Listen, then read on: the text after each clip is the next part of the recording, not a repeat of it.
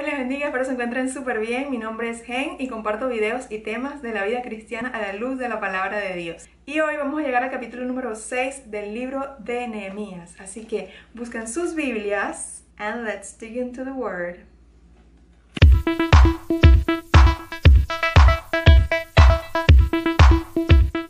Así que vamos a leer bajo la cobertura del Padre, del Hijo y del Espíritu Santo. Esta versión es NBI. Dice esta porción de la palabra: nueva posición de los enemigos. Sanballat, Tobías y Gesem, el árabe, y el resto de nuestros enemigos se enteraron de que yo había reconstruido la muralla y de que se habían cerrado las brechas, aunque todavía no se habían puesto las puertas en su sitio. Entonces Sanballat y Gesem me enviaron este mensaje: tenemos que reunirnos contigo en alguna de las poblaciones del valle de Ono. En realidad lo que planeaban era hacerme daño. Así que envié unos mensajeros a decirles: estoy ocupado en una gran obra y no puedo ir. Si bajara yo a reunirme con ustedes, la obra se vería interrumpida. 4 veces me enviaron este mensaje y otras tantas le respondí lo mismo. La 5ª vez Sanballat me envió por medio de uno de sus siervos el mismo mensaje en una carta abierta que a la letra decía: corre el rumor entre la gente, y Gesem lo asegura, de que tú y los judíos están construyendo la muralla porque tienen planes de rebelarse. Según tal rumor, tú pretendes ser su rey y has nombrado profetas para que te proclamen rey en Jerusalén y se declare: tenemos rey en Judá. Por eso ven y hablemos de este asunto antes de que todo esto llegue a oídos del rey. Así que en estos primeros 8 versículos la palabra nos dice que ya las murallas habían sido reconstruidas, aunque las puertas no habían sido puestas en su sitio. Pero una vez que los enemigos de Nehemías, en este caso estoy hablando de Sanballat, Gesem y Tobías, al enterarse de esta noticia, enviaron mensajeros a Nehemías, diciéndoles que ellos necesitaban reunirse con él urgentemente. Así que la palabra nos dice que la sabia respuesta de Nehemías es que él dijo que no podía abandonar la obra porque si él lo hacía así, iba a ser interrumpida. Y los enemigos comienzan a ser perseverantes en esta tarea de obtener una respuesta afirmativa de Nehemías, y comienzan a enviarle mensajeros de nuevo, y Nehemías le manda la misma respuesta por mensajeros también. Hasta que en la 5ª vez ellos envían un mensajero que lee la carta públicamente y les dice que había rumores, y Gesem lo aseguraba, de que el pueblo y Nehemías querían rebelarse contra el rey de Persia, quien había dado el permiso para que Nehemías reconstruyera la muralla en Judá. Entonces ellos estaban persuadiéndole que tenían que reunirse antes de que ese rumor llegase a oídos del rey de Persia. Pero vemos en el verso 8 que Nehemías dice: nada de esto es cierto, todo esto es invento tuyo. Seguimos leyendo a partir del verso 9. En realidad lo que pretendían era asustarnos, pensaban desanimarnos para que no termináramos la obra. Y ahora, Señor, fortalece mis manos, dice Nehemías. Verso 10. Fui entonces a la casa de Semaías, hijo de Delaías y nieto de Megitabel, que se había encerrado en su casa.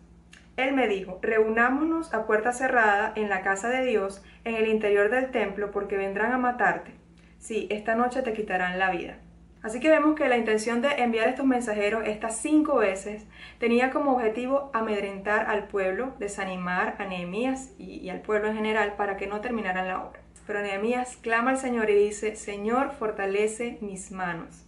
Y entonces va a la casa de este tal Semaías, que vendría siendo un profeta, porque terminó siendo un falso profeta, ya verán por qué.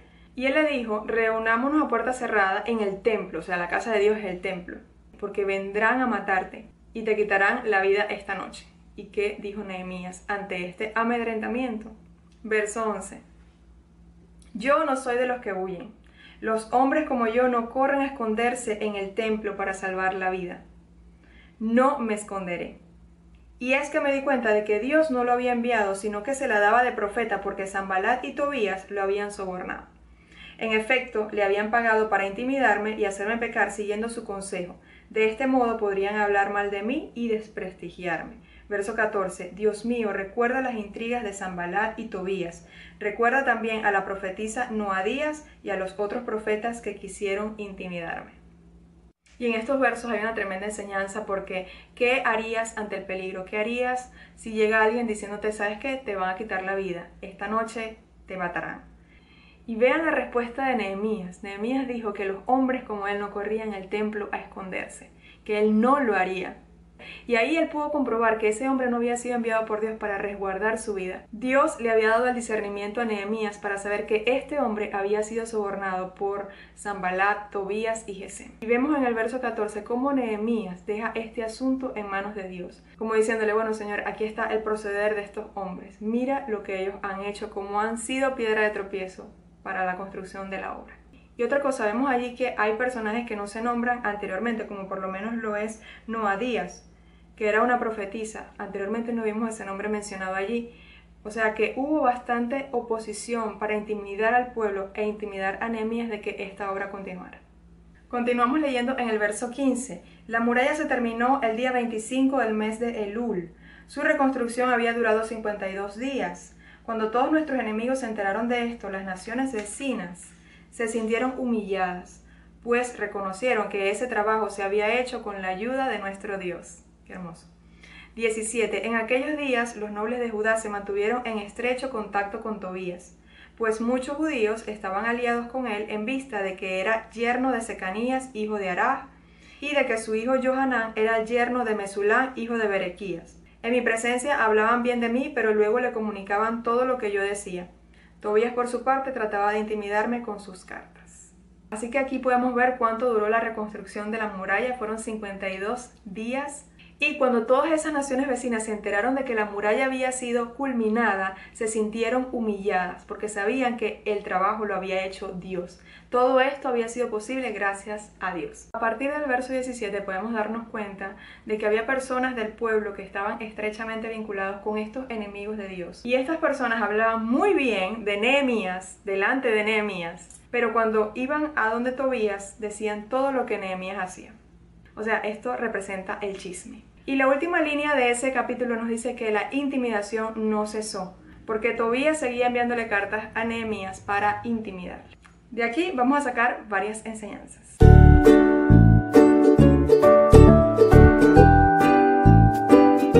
Número 1. La persistencia del enemigo. A lo largo de este estudio hemos podido ver cómo Satanás había tratado de ejercer presión de manera que el pueblo desistiera de hacer la obra. Primeramente desde afuera, a través de la burla y a través de las amenazas físicas, luego desde adentro creando división entre el propio pueblo. Recuerden el capítulo anterior donde habíamos hablado acerca de la abolición de la usura, donde muchos israelitas se estaban beneficiando del hambre que estaban padeciendo sus hermanos, cobrándoles intereses bastante altos, cosa que Nehemías abolió. Y ahora en este capítulo vemos una nueva táctica donde el enemigo básicamente parte de la premisa de que si no puedes contra el enemigo, únete a él, tratando de hacerle creer a Nehemías que ellos estaban interesados en su vida, pero realmente lo que querían era hacerle daño. Número 2. Un siervo de Dios debe tener discernimiento. Nehemías no se confió de las palabras de este mensajero que venía de parte de Sanbalat, de Tobías y de Gesem, e inmediatamente detectó que ellos procuraban hacerle mal. Incluso pudo notar que este profeta había sido enviado por esos enemigos y había sido sobornado simplemente para intimidarle. Número 3. Un siervo de Dios no puede huir de la obra. Es una gran enseñanza que vemos en la actitud y en la conducta de Nehemías, que ante todas estas presiones no abandonó la obra, porque estaba seguro que contaba con el respaldo de Dios, pues Dios no nos ha dado espíritu de cobardía, sino de poder, de amor y de dominio propio. Así debemos decir, como dijo Nehemías, yo no soy ese tipo de hombre que huye del problema, que huye ante la aflicción. Debemos enfrentar los problemas y enfrentar las aflicciones en el Señor. Y número 4, el respaldo de Dios evidenciado en su obra. Y eso lo podemos ver al final del capítulo cuando vemos que las otras naciones, al conocer que la obra había sido terminada, fueron humilladas y reconocieron que todo había sido posible gracias a la ayuda de Dios. A través de su obra, el Señor permite que todos podamos evidenciar que todo fue posible gracias a Él, que en medio de problemas, de dificultades y de cosas que humanamente hablando no hubiesen podido ser posibles, Él pudo glorificarse y lo pudo hacer posible, porque Él es Dios.